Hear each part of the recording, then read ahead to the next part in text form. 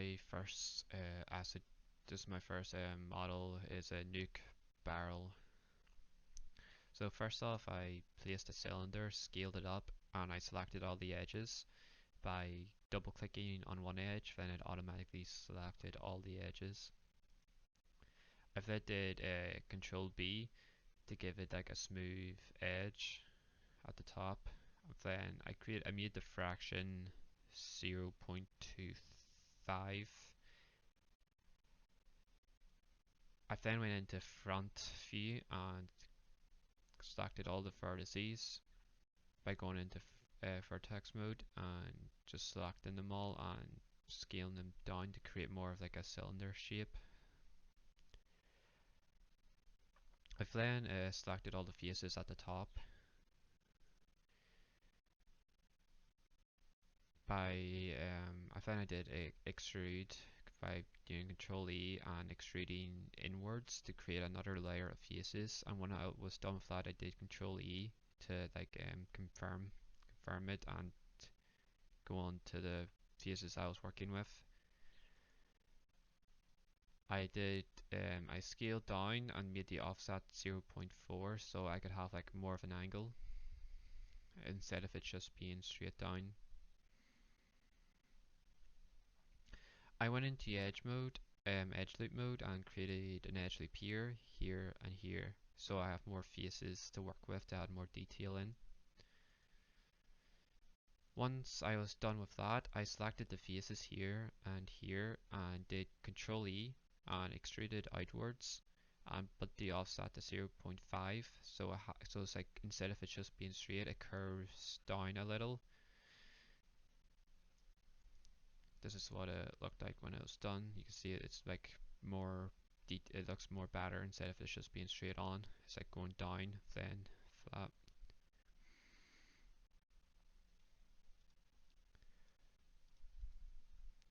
I then added a edge loop here. Then I did Control Bevel, Control B, and so it splits that edge loop into two, making it perfectly even here. With that, I then, while in the Control B menu, Control Bevel menu, I made the fraction 0.35 to make the two edge loops closer together. I've then on face mode selected these two faces on each side, here, here, here, and then on the other sides as well.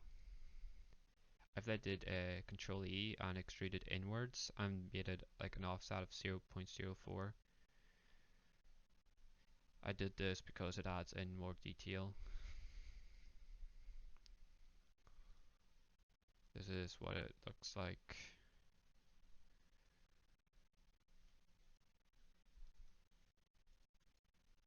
Oh yeah, okay, so I then for each side I selected these two edges here, here, then here and here. Then I did the same for the other sides. Then I deleted them, which created this shape so that it curves in then out then here, making it look better. This is what it looks like now. I then wanted to add like a control panel to the barrel, so I inserted a cube, scaled it, and tried to get it to fit onto the barrel. This is what I did. I then like scaled it to make it more thin. Then I went into the vertice mode to like help thin the bottom part. I did I think like the front face and then did extrude E and then went in to create these faces and then I did Control E again. So this keeps and I'm only interacting with this part. I did extrude E inwards. Next I wanted to create the handle of the barrel, so like how people like would lift the barrel. So I added another cube and scaled it down to fit inside like in this part of the barrel. this is what it looks like. I deleted the faces on each side because since those faces wouldn't be seen, I ended up keeping them, deleting them I mean.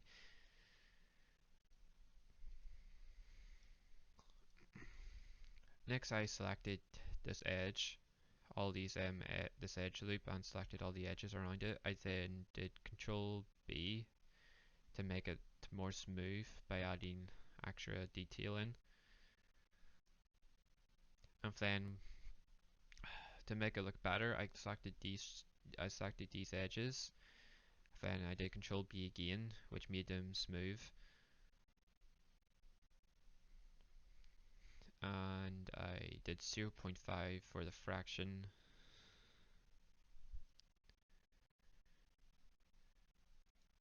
Next, at the bottom of the barrel, I selected all the faces and deleted them. Wait, I didn't delete them. I selected, what did I do? I selected all the faces and extruded like inwards again, so I have these faces, and then I did Control E, so I was only working with this part, and scaled it up, and then I also changed the offset to curve it in so it looks better. Next I did the same with the control panel, so I selected the edges and then did Control B to bevel them to make it more realistic looking. I made the fraction 0.16. You can see it looks a lot better than what it did. I also did the same for the handle part. I selected these edges and did Control B to bevel them. I've then selected all the faces at the bottom. Then I extruded E inwards, like to create this layer, and then I did extrude E. I scaled down and did an offset of like 0.5 to create the angle, and then I stopped the extrude tool. I then scaled this up so like you can see the underneath of the handle. So like someone was like to put their like hand to lift, they could like go underneath the handle because before you couldn't do that. After that, I created two more edge loops and put them here and here because I wanted to create like an angle, like a bridge sort of thing, so like people could lift the barrel. Um, with this, I selected these two, this edge, and then the other edge, and then I scaled like outwards to create the angle of like this and this. I've then selected the bottom face and scaled it up, and it created more of like a handle shape. So like someone, yeah. Then that was done. For extra detail, I selected these two edges again and did Control Bevel to create more of a stylized handle to make it like just add more detail. So with after I did that, I selected the faces and extruded them outwards. Did like an offset. Yeah, I did like an offset of something and then created more of like a handle shape. Then once that was done, I selected all of the shapes and I grouped them together, and I moved the barrel to like 0, 0, 0, which is like the middle of the grid. I typed 0, 0, 0 on the X, Y, and Z axes. Then after I started to name each part, so the main was barrel, then this is the barrel body, then the barrel handle, then the barrel control panel to make it more organized. Next I did freeze transformations and I deleted history because I wasn't working with it anymore. As you can see, there's no history on the model.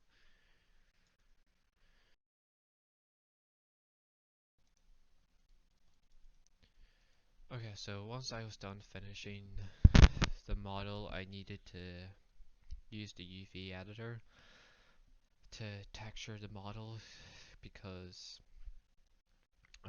the texture properly, because if I didn't do this, the texture would be like very messy looking, and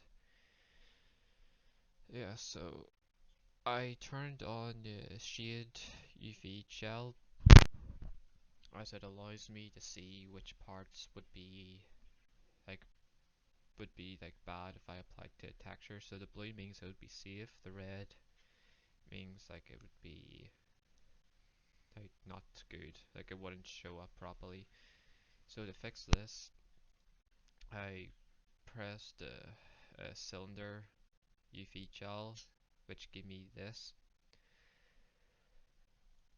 Then from there, I used the UV editor, the 3D cut tool to select the edges at the top, then the inward edges, then these outward edges. Then I cut them because I wanted here to here to be separated, then here to here to be separated, and then I split it in half because it would be easier to sort out the UV gels that way. So once I did that, I selected all the vertices and did unfold, which gave me the parts I cut unfolded in like a flat layout, and this is what I need to texture. So next I did on the UV tooltip I did layout, which automatically lays out the UV gels into the zero grid. But my model still had bits what didn't show up right, so like in here it was appearing red, so I needed to fix this. So I selected all the I selected all the edges around here and cut them. And then once I did that with all of them, I had to separate it. So once it was all cut with the 3D cut tool, which I did here, I then moved all the faces down. I moved the whole big UV gel up, which gave me all these faces. And then with this, I did unfold again, which made it more flat. But it didn't work properly, so I had to think of a different way to do it. So instead, gathered I gathered this whole part and did the spear thing icon again to give me this shape.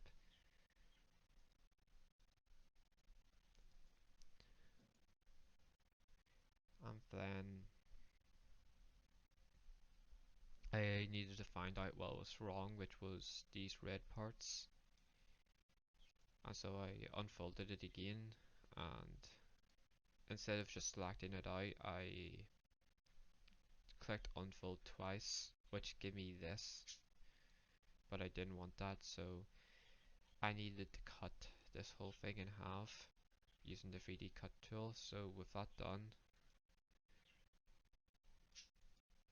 I cut it in half, and then I cut it in half again and oriented it that way. And then I did the straighting UV edge loops, and then sewed it together. And then I did the same here. I split it in half, and then fixed. I had to fix certain parts of it because to fix the red parts, so I did that, and I sewed it together. Given, yeah, so here it was like pure and red, so because the faces weren't appearing on the UV shells, so I had to select the edges and like pull them out because they're overlapping. And once I did that, the red was fixed.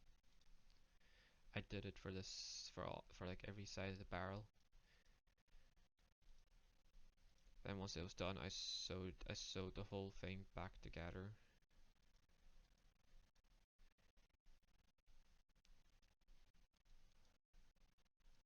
I sewed the whole thing back together. Then this was the main barrel part done. Then now I needed to do the switch, the control panel. So I did that and I clicked the square one and I did unfold and it automatically was like alright, so I didn't need to fix that. No, I actually did need to fix it, so it was appearing red here because if the edges were overlapping again, so I just had to pull them out, which I did here. And then once that was done, that was the whole UV gel done. It was fully organized, everything was done, and that was my first asset done.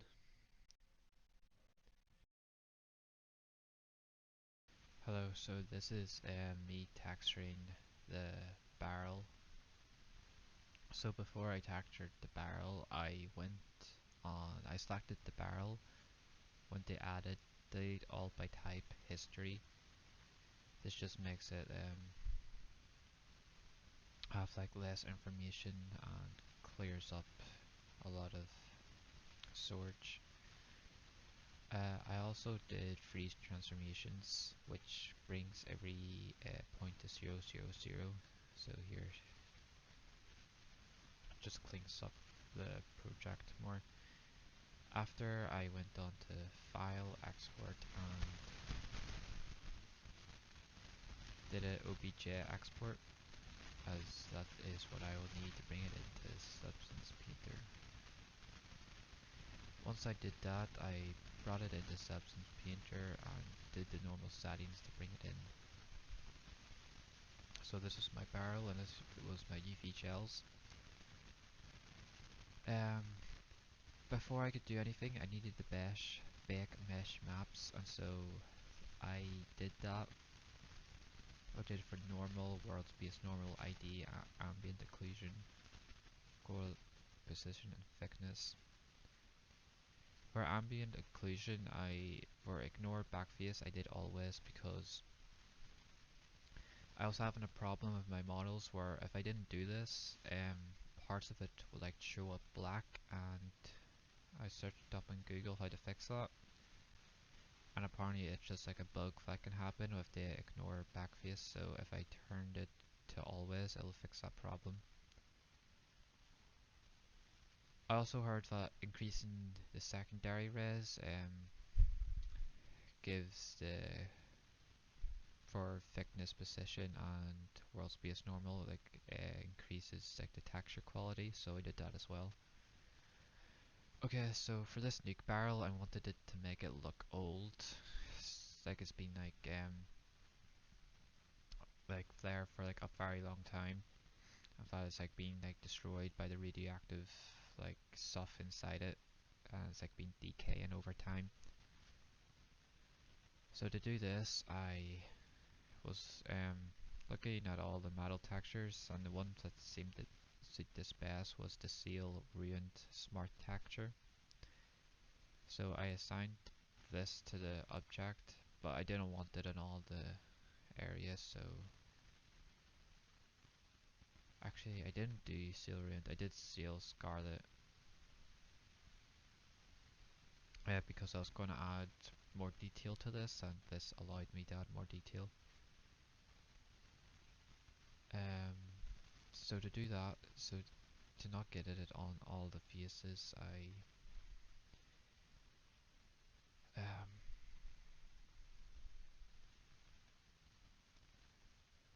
when I assigned the seal scratched layer, I did a add black mask, and this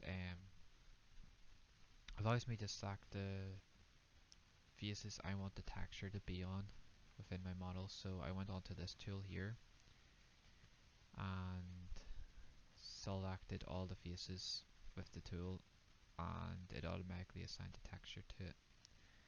So I just wanted this texture to be on the barrel. I didn't want it to be on the control panel or the insides or the top or bottom. I opened the folder and started adding my own like details to it. So on seal based,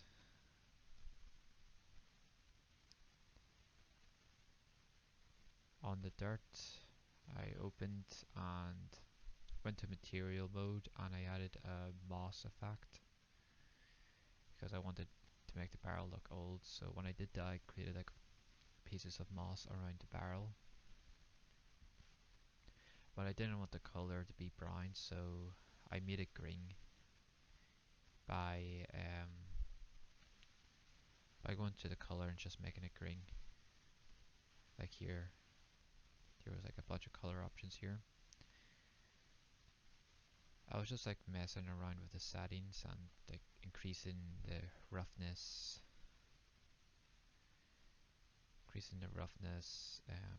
just adding different effects to it. On the sharpen effect, I went onto the sharpen mask here,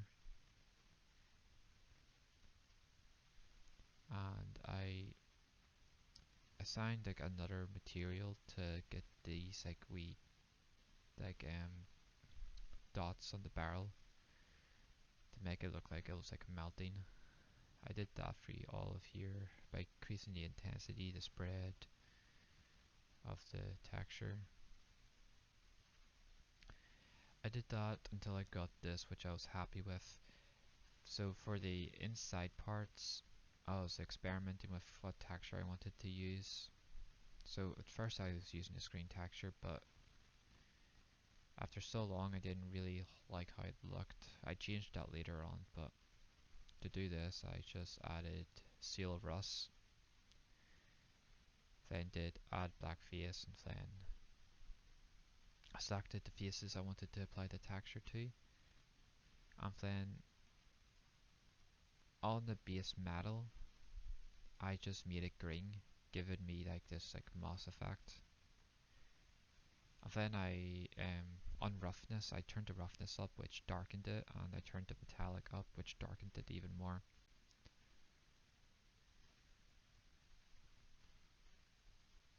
After that was done, I created, I wanted the control panel to be like black to make it like a bit more like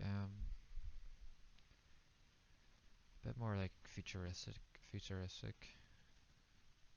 So I added the control panel and selected the faces I want the thing to be on.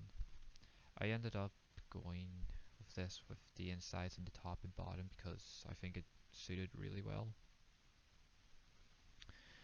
I then added more moss effects by going into the coding, like going inside the smart texture and just going inside the folders and changing things up. So for the coding, I like applied like a moss effect, and like for up here as well, I put like a brown and green moss effect and applied it there. I then realized it was happening here as well, which I didn't want because it didn't look right. So I had to create another um, texture and just apply it to this face and like add nothing to it.